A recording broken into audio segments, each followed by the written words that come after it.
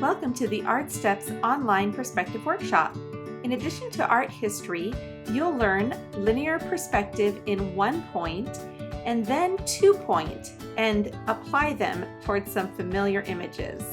While we're not doing any anime characters today, this illustration of Pikachu shows how layering color can really help your picture be vibrant.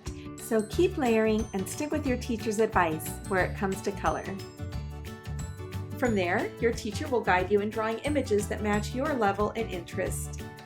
Make sure you have enough room to put your reference picture to one side of your drawing and slightly above. Remember, everyone's art will look a little bit different, and that's great.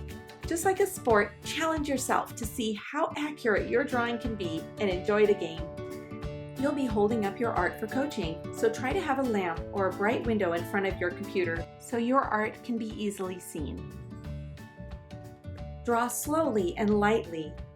Wait for the teacher before you move on. And be kind in keeping comments positive. Don't distract others, and especially be kind to yourself as you learn. Let your teacher know what experience and goals you have with perspective and any concerns. If you happen to be on mute, you can always type a message into the chat. Finally, you can invite your family to celebrate with you at the art show we'll have on the last day.